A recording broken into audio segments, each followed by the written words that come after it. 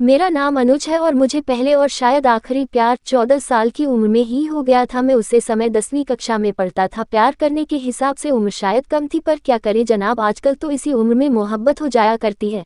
तो मॉडर्न जमाने के आधार पर मुझे भी पहला प्यार हो गया था।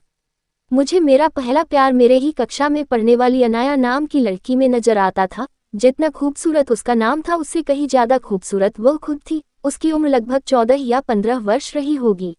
अनाया बड़े घर की लड़की थी। उसके पापा सरकारी डॉक्टर थे, इस हिसाब से वह पैसे वाले लोग थे। मैं मन ही मन उसको दिल दे बैठा था, पर हमेशा कहने से डरता था।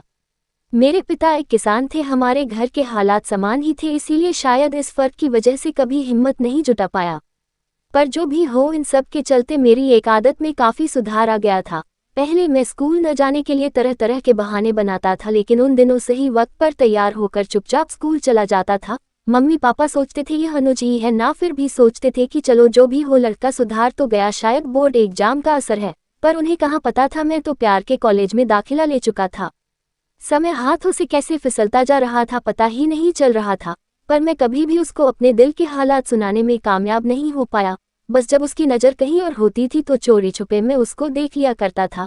कभी कभार तो मैं उससे बात करने के लिए उसके पास जाता, पर जैसे ही उसके पास पहुंचता किसी न किसी पढ़ाई का टॉपिक पर बात करके वापस आ जाता था। पर मेरे दिल में क्या है उसके लिए, इन सब बातों से वह हमेशा अनजान ही रही। अब तक हम 10वीं परीक्षा दे चुके थे। हम अपने अपने रिपोर्ट कार्ड लेने स्कूल आए थे। ये हमारा स्कूल का आखिरी दिन था। उसी दिन मुझे पता चला कि अनाया के पापा का ट्रांसफ़र हो चुका है, वह अब आगे की पढ़ाई किसी और शहर में जाकर करेगी। मुझे तो शुरू से ही पता था कि मेरे पापा भी मुझको आगे की पढ़ाई करने के लिए किसी और शहर में भेजने वाले हैं। मतलब अब शायद जिंदगी में हम कभी नहीं मिल पाएंगे। अनाया के लिए मेरे दिल में प्यार आज भी उतना ही था। मेरा दिल बैठ जा रहा था ये सोचकर कि वह मुझसे दूर जा रही है। सभी दोस्त एक दूसरे से गले मिल रहे थे, एंजॉय कर रहे थे, पर मैं अपने आंसू छुपाता फिर रहा था। मैंने देखा अनाया भी अपने फ्रेंड के साथ काफी खुश थी। उसके चेहरे की खुशी देखकर मेरे चेहरे पर भी मुस्कान उभर आई। मैं एकांत से जगह में जा बैठा था। सभी लोग से मिलने के बाद अनाया की नज़र मुझ पर गई तो वह मुझसे भी मिलने के लिए आगे बढ़ी। उसको अपनी तरफ बढ़ता देख मैं खड़ा हो गया।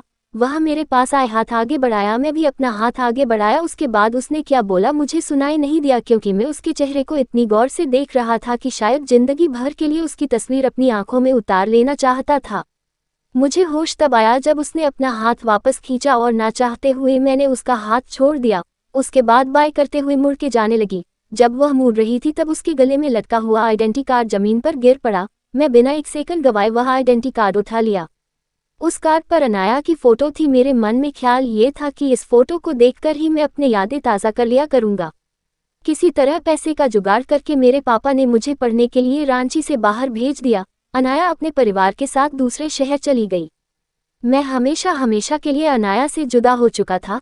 समय को कौन पकड़ सकता है। समय बीतता गया, मैंने अपनी पढ़ाई पूरी कर ली और एक बड़ी कंपनी में अच्छी तनख्वाह पर नौकरी भी मिल गई। जिंदगी की लगभग सारी ज़रूरतें पूरी हो रही थी, पर फिर भी जिंदगी में कहीं ना कहीं कमी हमेशा खलती थी। उस कमी का नाम था अनाया। काफ़ी ज़्यादा जदोजहद करने के बाद भी मैं कभी अनाया का पता नहीं लगा पाया। बस उसका खिलखिलाता चेहरा जो मैंने आखिरी बार देखा था मेरी नज़रों के सामने रहता था।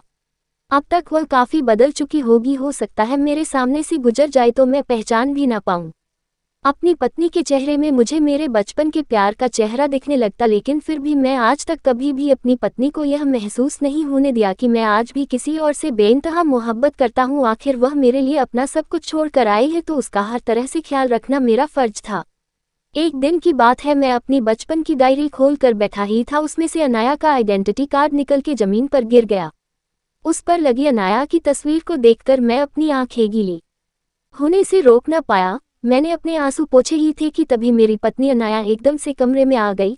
उसने मेरे हाथों में आइडेंटिटी कार्ड को देख लिया। उसको मैं छुपाने की कोशिश कर रहा था, तभी उसने मेरे हाथ की तरफ इशारा करते हुए पूछा, ऐसा क्या है आपके हाथ में जो आप मुझसे छुपा रहे हो। मैंने अपनी लड़खड़ाती हुई जुबान से कहा, अरे कुछ नहीं, वह बस ऐसे ही मेरे एक बचपन के दोस्त का आइडेंटिटी कार्ड है। ये कहते हुए मैंने वो आइडेंटिटी कार्ड डायरी में बंद कर दिया। मेरे इस तरह के व्यवहार से मेरी पत्नी की उत्सुकता और बढ़ गई।